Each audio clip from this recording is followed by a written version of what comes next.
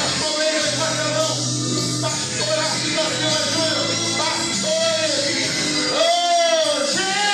pastor Eliel, pastor Manuel de Freitas, tantos pastores que passaram pela nossa vida e hoje são lembrados por nós, com todo respeito, com toda admiração. Nós os respeitamos e a sua memória, pastor Gilberto, Antônio Gilberto da Silva, não podemos esquecer de nomes. Pastor Gunnar pastor, eram missionários, nem usavam o título de pastor, mas eram pastores de verdade. Pastores que deixaram uma marca nas nossas vidas. Que nós possamos guardar isso no coração para os pastores. Eu quero deixar um versículo da palavra de Deus que está no livro do profeta Daniel. Para todos os pastores, a minha homenagem. Eu sou o menor da casa, pastor Hernandes Dias Lopes. Meu respeito, pastor Dinis Weigert. Meu respeito, minha consideração e estima. Pastor Osmani Curado Mateus, o meu amor incondicional. Pastor Joabe Matos, meu pai. Amo de paixão, de verdade. Deus te abençoe. Minha palavra para vocês está em Daniel capítulo 12. E o versículo de número 13 é a minha palavra para vocês. Tu, porém, segue o teu caminho até o fim, pois descansarás, e ao fim dos dias te levantarás para receber a tua herança. Aleluia. Vai até o fim. Pastor Carlos Roberto Clemente, pastores que foram chamados por Deus, vocacionados pelo Espírito Santo e que estão fazendo a obra de Deus, abrindo mão da própria vida, abrindo mão de comer melhor para investir às vezes no reino, abrindo mão de tantas coisas. Quantos pastores eu vi vender um carro novo, comprar um carro velho e pegar a diferença do dinheiro e investir na obra de Deus. Aleluia. Quantas vezes eu vi pastores que venderam um carro e pegaram o dinheiro todo e colocaram na obra de Deus. Pastores como Emanuel da Silva. Lá estava em Ponta Porã, oficial do Exército Brasileiro. Estava ele lá com a sua esposa Maria. E lá ele foi transferido para Rondônia. E quando ele foi transferido para Rondônia, ele ganhou uma soma em dinheiro pela transferência. E ele, com aquele dinheiro, comprou o terreno que a igreja lá em Ponta Porã tem por causa do dinheiro que ele pegou e comprou o terreno. E quando ele foi transferido de volta, ele pegou outra soma de dinheiro. Com essa soma, ele então já tinha erguido o templo, faltava colocar o telhado, ele comprou o telhado com dinheiro. Ele poderia ter investido na sua própria vida, não fez assim. Bem-aventurados são os pastores, verdadeiros pastores. Eu vou sempre falar, existem os verdadeiros, porque são chamados por Deus, e eles então são pastores que são chamados por Deus, e Deus chamados pastores, que vivem às custas do rebanho, vivem aí se enriquecendo, e tomara que a Receita Federal um dia te pegue. e jogue você dentro de uma cadeia federal. Como aconteceu aí recentemente que uma determinada grande igreja de uma cidade serrana foi interditada por denúncia ao Ministério Público, malversação do dinheiro da igreja, uma igreja muito rica, e o pastor se tornou muito rico às custas da igreja. Ele enriqueceu a família inteira, mansões e tantas coisas, às custas da carne, do sangue das ovelhas.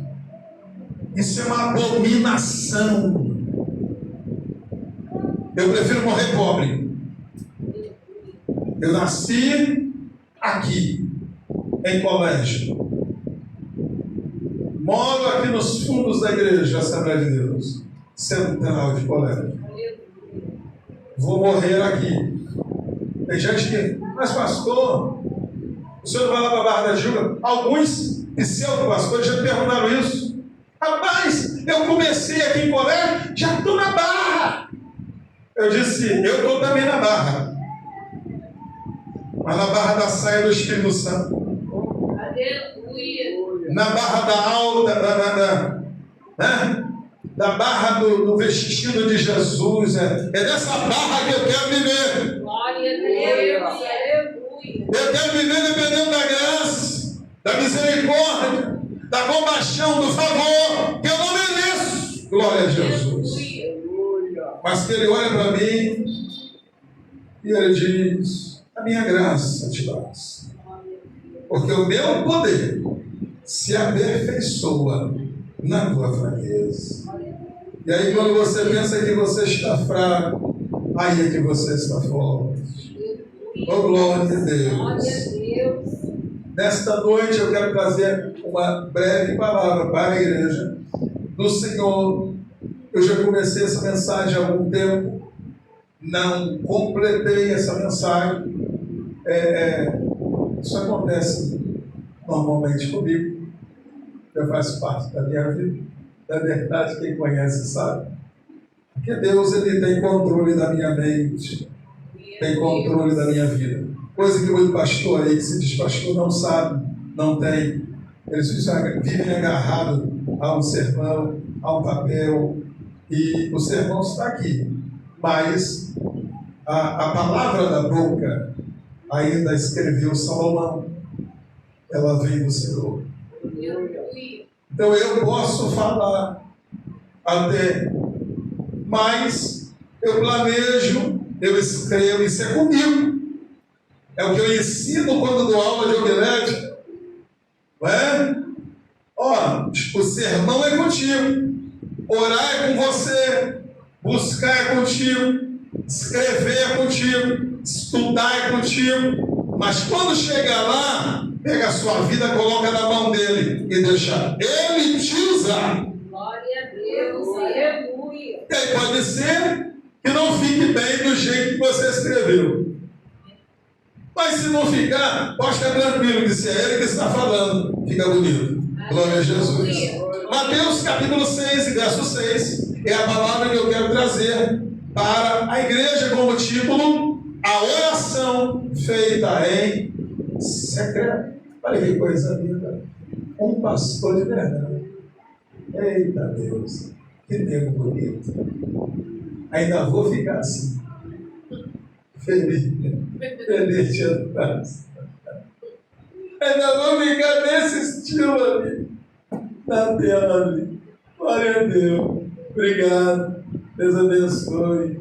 Glória a Jesus. Eu vou me espelhar nesse negão da África ali. Glória a Deus. Olha que terno bonito.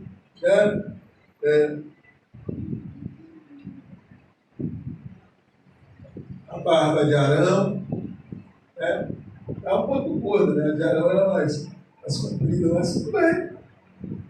A Bíblia diz assim, amados irmãos: tu, porém, quando orares, entra no teu quarto, fechada a porta, orarás a teu Pai, que está em secreto. E teu Pai, que vem em secreto, te recompensará. Oração feita em segredo. Quem ensinou isso? Jesus. O homem que orava muitas vezes em secreto. Eu poderia hoje, como muita gente está fazendo, pregar para pastores, mas eu vou ficar pregando para pastor. Pastor tem que pregar. E hoje é tanta homenagem, tanto presente, tanta coisa. Hoje tem gente ganhando até Mercedes. Viu? E com tanta gente com necessidade dentro da igreja, eu acho isso uma aberração. Honrar o pastor faz parte.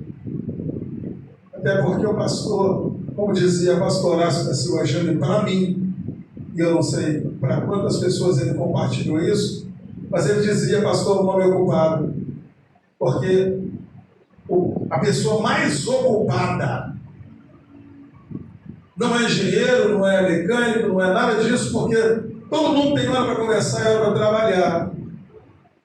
Depois termina o trabalho, expediente, vai embora para casa, acabou.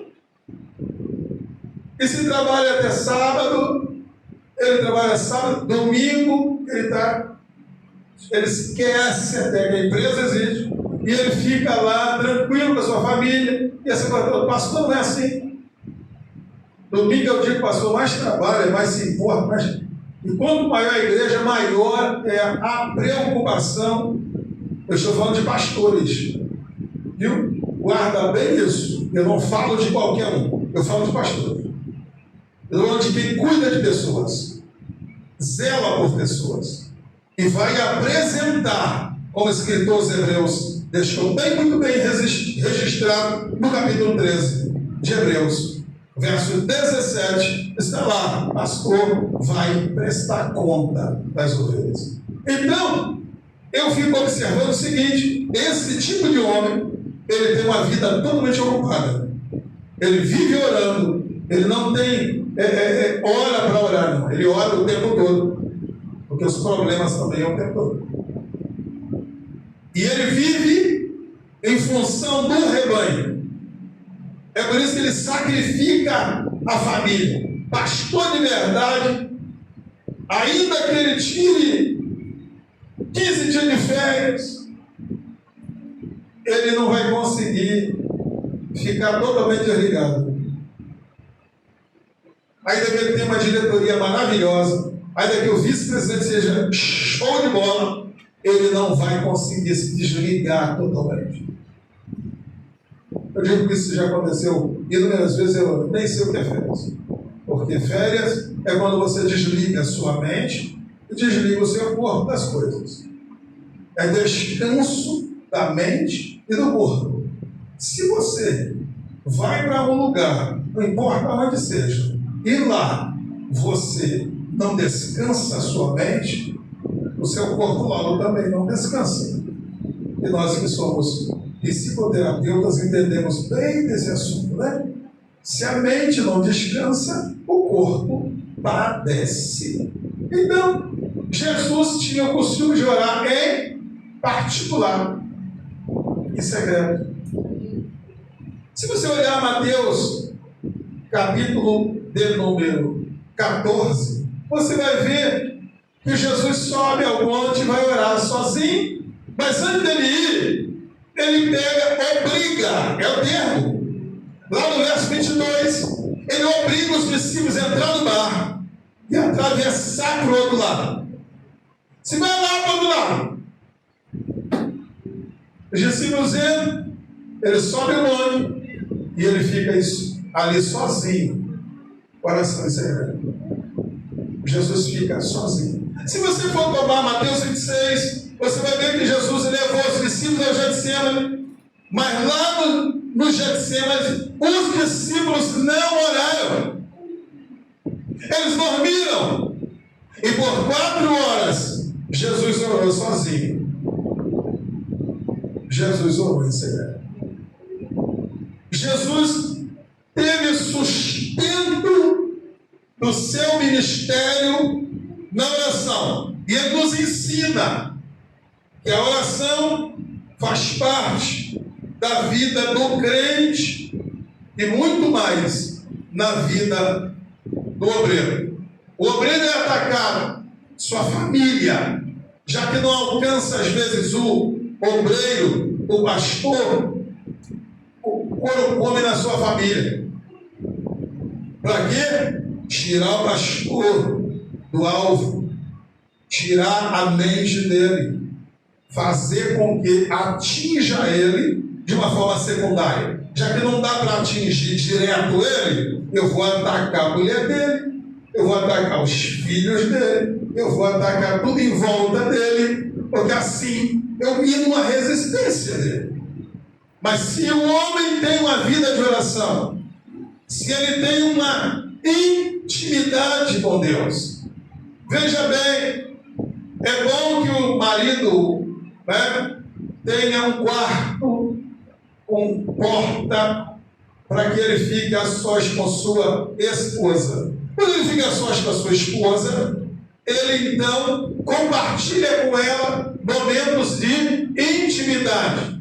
Ali eles podem conversar, ali eles podem se tocar, ali eles podem, não é o que o pessoal está fazendo hoje, não. Nem em casa já estão fazendo tudo que deveria fazer em segredo. Vai na rua, faz atrás do caminhão, faz atrás da lixeira, faz em qualquer lugar.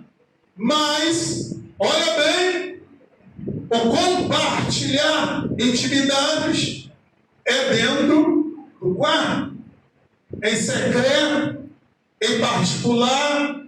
É um assunto que não é para compartilhar com as crianças, não é para falar na frente de ninguém, mas eles vão ali dentro do quarto, porta fechada, deitados na cama, eles estão ali eles conversam, ali eles choram, ali eles falam que não dá para comprar, dá para comprar, dá para fazer, não dá para fazer. É ali é lugar de intimidade. Jesus também quer ter essa intimidade, noivo e noiva, noivo e noiva, noivo e noiva. Quando a gente vai para o quarto, fecha a porta para conversar com ele, é o momento de intimidade. Algumas portas precisam ser fechadas. A porta da dúvida é uma delas. Quando ele fala com Abraão que ele seria pai de uma grande nação, a Sara lá dentro da tenda ri, porque ela já é avançada de idade, a menopausa já tinha chegado, a ovulação já não existia mais, a fertilidade já não existia mais, e ele então olha lá fora, ele vê lá dentro a Sara rindo. A Sara está rindo por quê?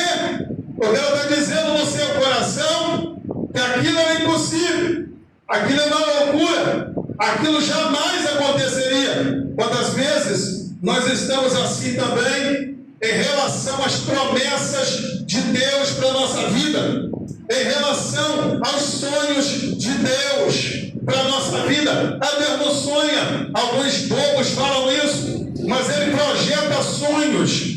Senão, José jamais sonharia e depois aconteceria. Só aconteceu que o sonho não era de José, o sonho era de Deus.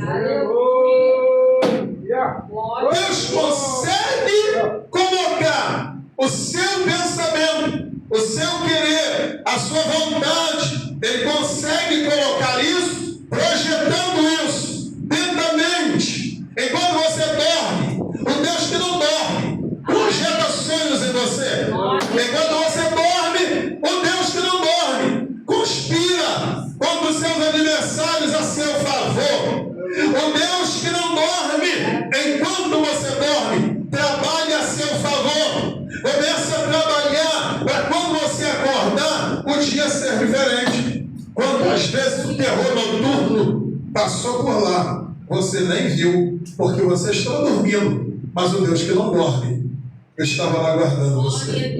Estava lá dando livramento a você. Estava lá cobrindo você com sangue. Eu me lembro o testemunho de uma velhinha. Já contei, os antigos já sabem disso, não é? Mas a velhinha estava ali para dormir, sozinha, não é? Ali na sua casa. E ela tinha o costume de, quando ela fosse dormir, ela se preparava para dormir, ela dobrava os seus joelhos na beira da cama, e ali no quarto, porta fechada, ela então dizia: Jesus, cobre a minha casa com teu sangue, cobre a minha vida com teu sangue, cobre esse lugar com teu sangue. Jesus, cobre com teu sangue. Jesus, cobre com teu sangue. E ela falava isso com Jesus, e ela confiava, e ela então deitava para dormir, e ali ela dormia tranquilamente. Uma noite então, 3 elementos entraram em sua casa, e um foi designado para ir para o quarto, o outro para a cozinha, o ficou na sala. E ali, o que foi para o quarto, quando entrou no quarto, devagarzinho, e quando ele olhou para ela, ele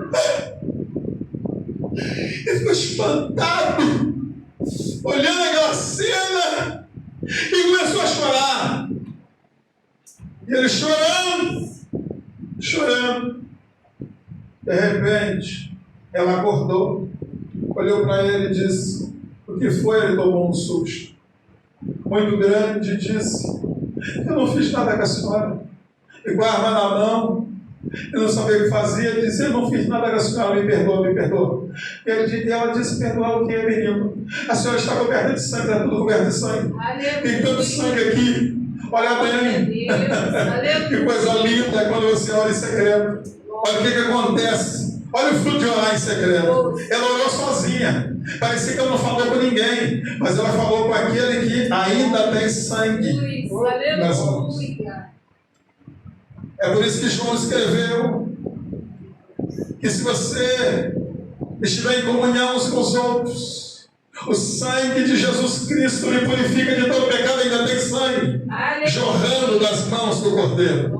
Ainda tem sangue passando lá na minha casa, passando na sua vida. Ainda tem sangue de Jesus, porque há poder no sangue de Jesus. Então feche a porta da dúvida, acredite. Sabe o que aconteceu? O segundo bandido entrou e disse: o que você fez? Que desgraça foi essa que você fez? Porque ele também viu aquela quantidade de sangue imensa, e ninguém conseguia entender o que estava acontecendo ali. Ele disse: mas eu não fiz nada. E chorando. E o homem: mas que desgraça! Começou o homem a chorar. Daqui a pouco veio o terceiro então, olha aquilo, começa a chorar também. Ela disse: vocês estão chorando porque, afinal, porque nós não fizemos nada com a senhora. A gente não entrou aqui para matar a senhora, a gente não entrou aqui para fazer nada com a senhora. Não estão nem entendendo. Ela disse: mas o que vocês estão vendo? O senhor está coberto de sangue, está tudo cheio de sangue. Glória a Deus. E ela disse: não é meu, não, é o sangue de Jesus. Oh, glória a Deus. Aleluia. Oh, glórias a Jesus, que ainda tem sangue emanando da cruz ainda. Mas isso só acontece na vida de quem acredita, de quem fechou a porta da dúvida. Eu poderia falar ainda de mais 4 tipos de porta que você deve fechar na sua vida, para que essas portas fechadas abrem a porta do céu. Mas não vou falar, deixar vocês na curiosidade, mas eu quero falar: quem ora de porta fechada tem um atendimento privilegiado. Tem um atendimento personalizado. Como gosto muito e homenageio ele também, Luciano Subirá, grande pastor, grande mestre, grande homem de Deus. Veja bem, eu tenho aqui 5 privilégios que você pode ter de atendimento divino quando você ora de portas fechadas, e o primeiro está no Salmo 124, verso 7, você recebe livramento de Deus, como essa velhinha. Glória a Deus. Ela orou de porta fechada. O que aconteceu quando os 3 bandidos entraram na sua casa? Deus livrou ela. E ela ainda ganhou a alma dos 3 para Jesus. Se você crê, a glória a Deus esta noite. Glória a Deus. Ou, pastor, mas que mais? Que mais eu posso desfrutar? Você pode ter resposta divina. Jeremias 33, verso 3. Clama a mim e responder-te-ei. Coisas grandes e firmes que você não sabe. Bom, se você não sabe, então a galera também não sabe. A galera do Face não sabe. A do YouTube muito menos. Ninguém sabe. Deus quer te revelar o que ninguém compartilhou. Deus quer te revelar o que mostrou para Daniel, trazendo Gabriel do céu para revelar no capítulo 10 do seu livro. Deus quer te revelar o que mostrou a José e não mostrou a mais ninguém, nem o seu pai entendeu. Deus quer te revelar o que ninguém sabe dentro da igreja. A patota da fofoca não sabe. A patota do círculo da fofoca, que hoje em dia está difícil ver círculo de oração, mas está vendo mais círculo da falação. O pessoal leva o telefone com o WhatsApp e fica ali. Eita coisa louca. Mas Deus quer ainda. Olha o atendimento privilegiado para quem ora em secreto. Vai ter resposta que ninguém tem.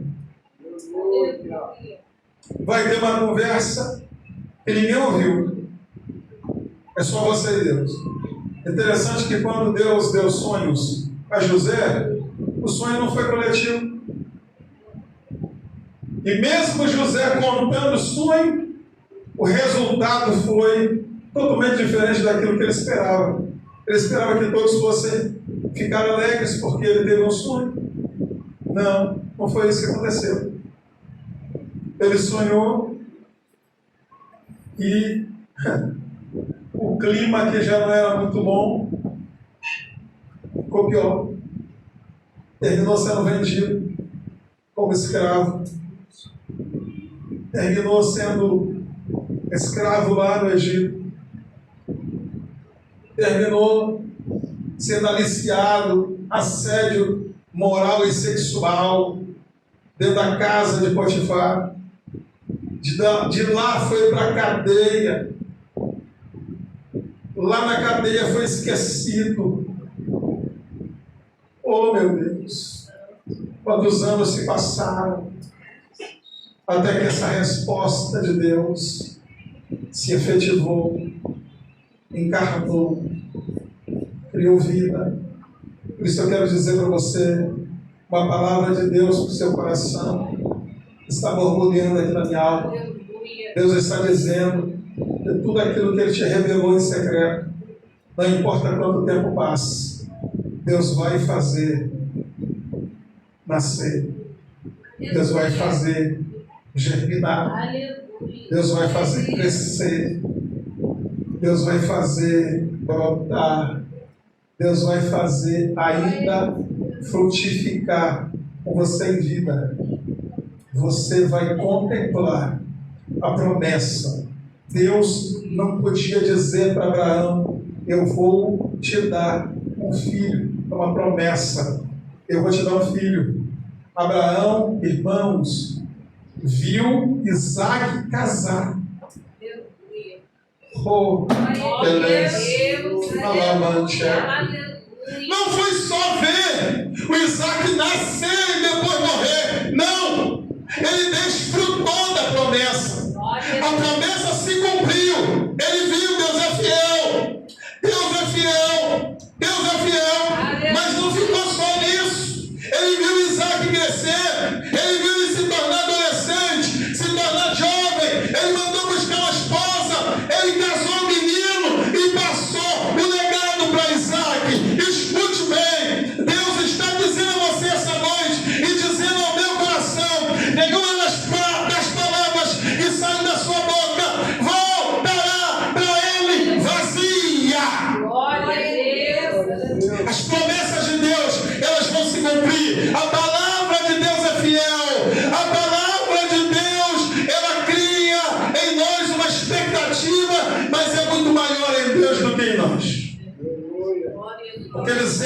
a sua palavra. No original hebraico, essa palavra é como se alguém sentasse sobre ela. Eu estou em cima do que eu falei. É Deus sentado no trono. É Deus sentado no trono dizendo assim: eu estou em cima do que falei. Sabe o que é isso? Se não aconteceu, eu não sou Deus. E eu sou Deus. Aleluia, glória a Deus. Por isso aquilo que eu falei, aquilo que eu soprei da minha boca, não vai voltar para mim vazio, não. Mas vai prosperar no que eu mandei fazer. Eu fico maravilhado porque eu nunca sei pelo céu que me revela um grande cenário. Eu vejo o centurião pedir para seus nobres irem chamar Jesus para ir a seu palácio, sua fazenda. Ele comandava 100 homens romanos. Ele, romano também, alto oficial romano. Meu Deus do céu! Veja bem, ele dizia: eu tenho autoridade, eu mando meu soldado ir, ele vai, eu mando voltar, vem, ele é nesse pique, e eu sei que ele tem autoridade. Só que ele percebeu que Jesus tinha uma autoridade que ele não possuía. Ele tinha uma autoridade temporal, ele tinha uma autoridade terrena, a autoridade dele era limitada a soldados e servos. A de Jesus não. A de Jesus está atemporal. A de Jesus é fora do tempo. É por isso que antes que houvesse tempo, eu sou, não é dia não. Dia só para você entender, Lobinho. Vai estudar o original, vai. No original dá antes que houvesse tempo.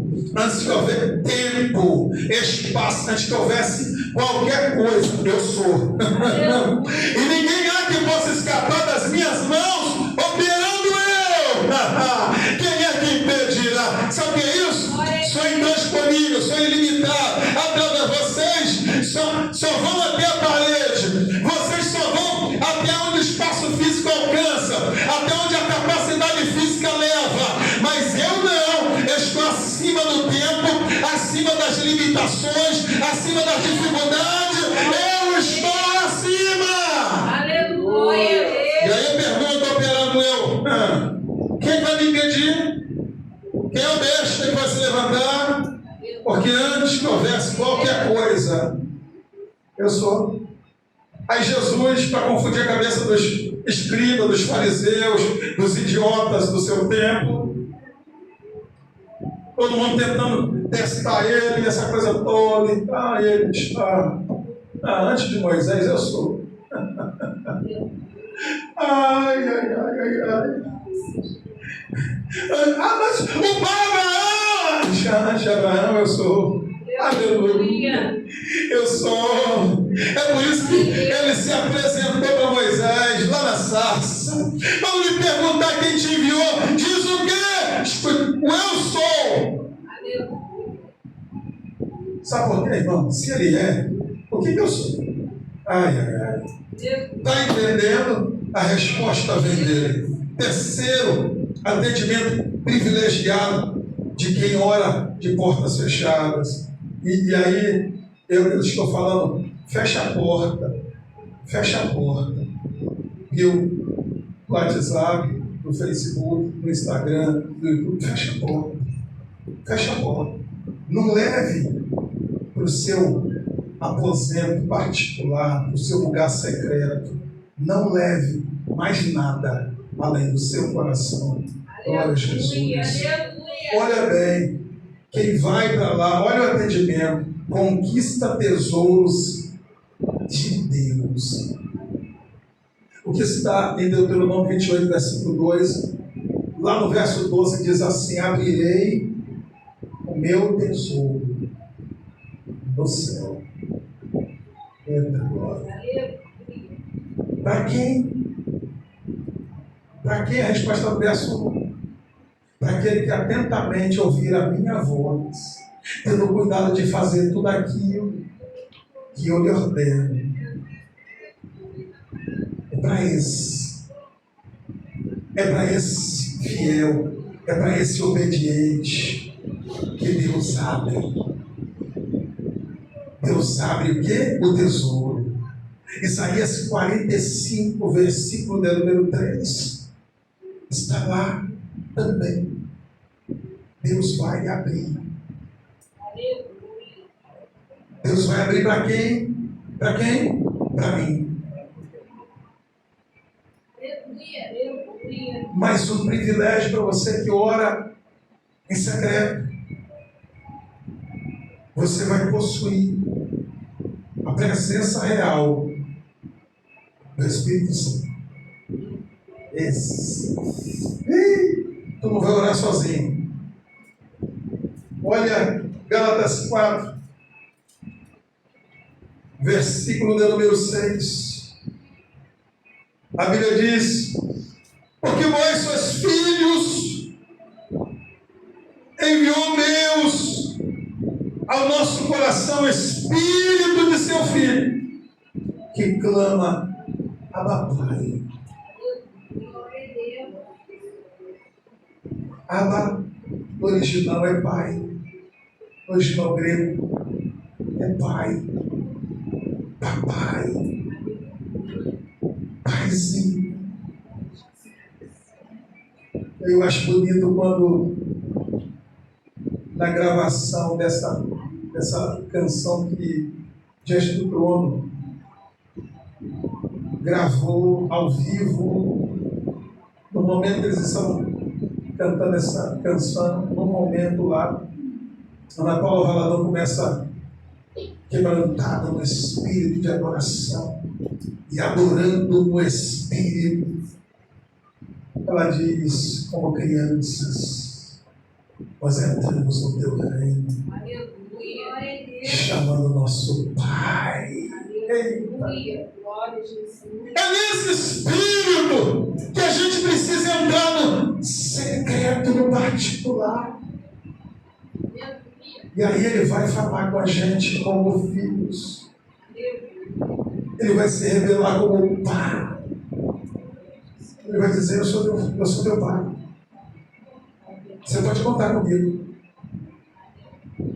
Isso está difícil para você, isso está doendo. Mas eu resolvo. Não fica assim não. Deixa que eu vou na tua frente endireitando o caminho tortuoso. Deixa que eu vou na tua frente ajeitando as coisas para você. Fica tranquilo que isso tem tempo para acabar. Fica tranquilo. Não desespere o teu coração. Fica tranquilo. Eu estou providenciando um sorriso para você para cada noite que você passou aflito. E os teus gemidos vão ser substituídos por hinos de vitória. Vai chegar o momento inevitável da vitória. Irmãos, nenhuma luta eterna. E aí deixa eu fazer minha as palavras daquela santa mulher de Deus, Eni Porto, que já descansa no Senhor.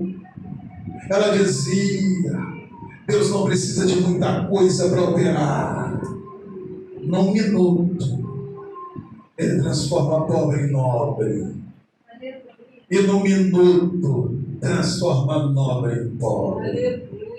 É num minuto. No minuto Ele te cura. É só você dar lugar aí. Ela chama e rebeastaio. É só você dar lugar aí. É só você abrir o coração aí. É só você deixar Ele entrar. No minuto. É um minuto só. Eu não preciso de muita coisa, não. É no minuto. Vai para o quarto em secreto. Para de agir como criancinha.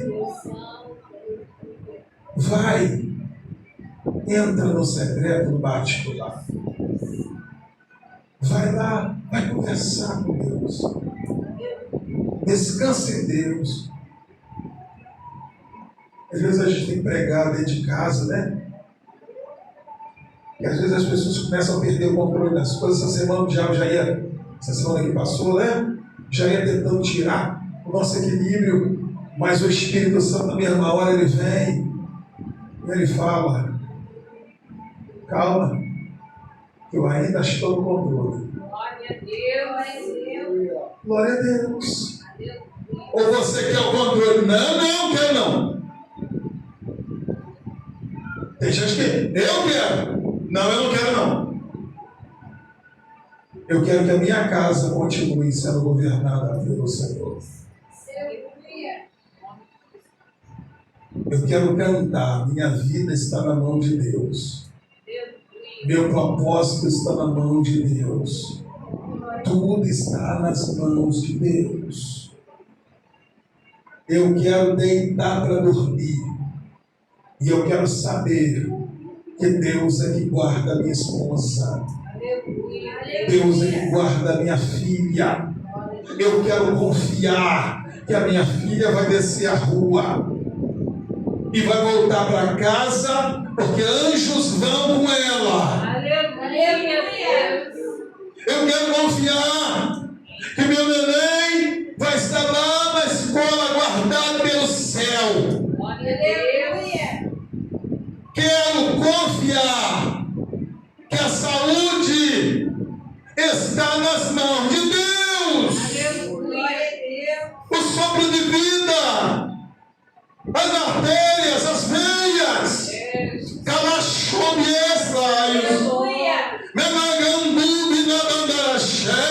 o homem pode até não entender e dizer: tem que fazer isso, corre para cá e faz, e se escabela, por quê? Porque o homem não tem domínio sobre nada, mas Deus ainda domina. Deus é Senhor de colégio. Colégio não tem dono, não. O único dono é Jesus. O tráfico humano não manda nada, nem neles. Que dirá na rua, no bairro, manda nada. Quem manda é Jesus.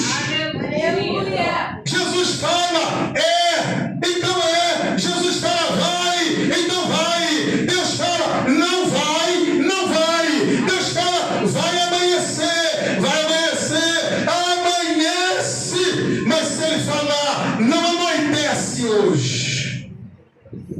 Não foi assim? Moisés com o braço erguido. Enquanto ele estava com o braço erguido, Josué ganhava a batalha lá embaixo. E ele lá em cima no monte. E depois Josué ora. E a terra para. É por isso que nós temos o ano bissexto. Muita gente não sabe disso. Um ano tem 366 dias, um dia a mais. Por quê? Porque um dia Josué orou. E não foi o sol que parou, não. Foi a terra mesmo. A rotação da terra parou. Por isso, um dia a mais. Porque o sol ficou meio-dia. Já imaginou? O dia que não anoiteceu? Você pode dar glória a Deus? Deus faz amanhecer e Deus faz anoitecer. E se ele disser não vai anoitecer hoje, vai ficar dia. Aleluia! É por isso que as pessoas não entendem. O choro dura uma noite, mas a alegria vem amanhecer. Mas o amanhecer de Deus e não do homem. Glória a Deus. Não é a NASA que controla nada, né, irmão? Com todo respeito aos cientistas que estudam tanto, mas eu digo, tadinho, não controlam nada. Eu estava olhando ontem, tem o maior iceberg do universo. Ele é maior que São Paulo 3 vezes. O maior iceberg, que está solto. Ele se deslocou. Ele está navegando por aí. Solto. Ele é maior que São Paulo 3 vezes. Presta atenção. São Paulo é a maior cidade do Brasil. Ele é maior que São Paulo 3 vezes. Ninguém está falando aqui em altura. Está falando em extensão. A extensão é mais do que São Paulo 3 vezes. ele está à deriva no oceano. Ainda não entrou no Atlântico, nem no Pacífico. Ele está em águas geladas ainda. Ele já está navegando um tempão. Eles estão falando. Se ele entrar em águas quentes, ele vai derreter. Se derreter rápido, vai ter tsunamis.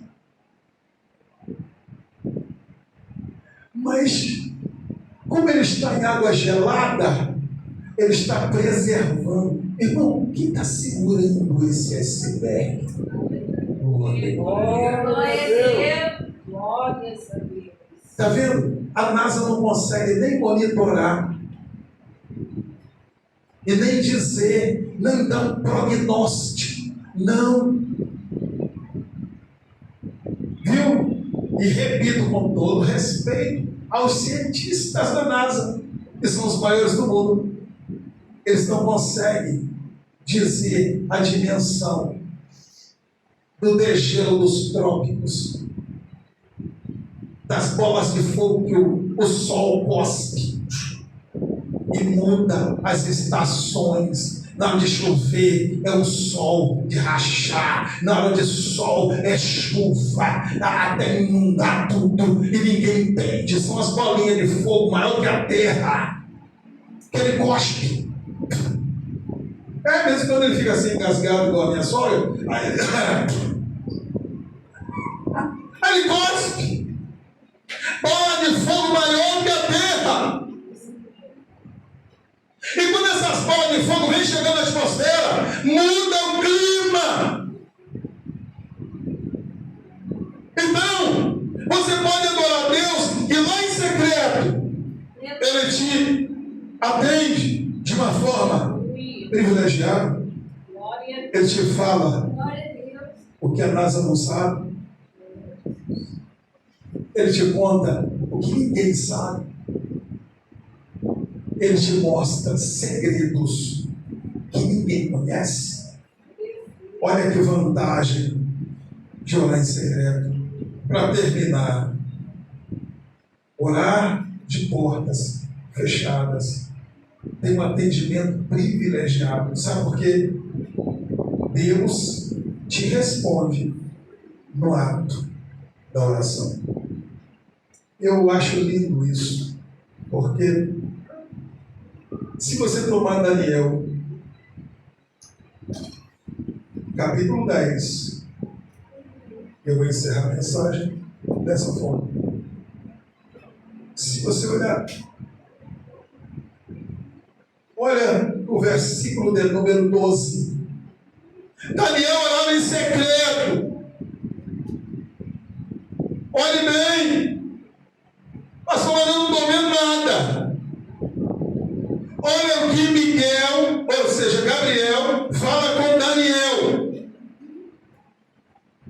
Então me disse, não temas, Daniel, porque desde o primeiro dia em que aplicaste o coração a compreender e a humilhar-te perante o teu Deus, foram ouvidas as tuas palavras.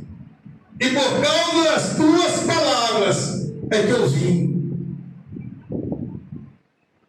Não temas, Daniel. Não temas, serva do Senhor, missionária Tânia Freitas. Não temas, porque desde o momento que você se humilhou, aplicou o seu coração a entender o propósito de Deus, são ouvidas as tuas orações. E Deus vai se manifestar na hora certa, no momento dele, do jeito dele, na hora dele. Ele vai se manifestar. No momento que eu apliquei meu coração, no momento em que eu mergulhei, coloquei diante dele, são ouvidas as palavras que nós temos falado com o Senhor. Nesta noite, Que Deus abençoe a sua vida abundantemente. Deus te abençoe. Uma semana de milagres. E para os pastores verdadeiros, eu digo parabéns. Shalom. Adonai. Aleluia.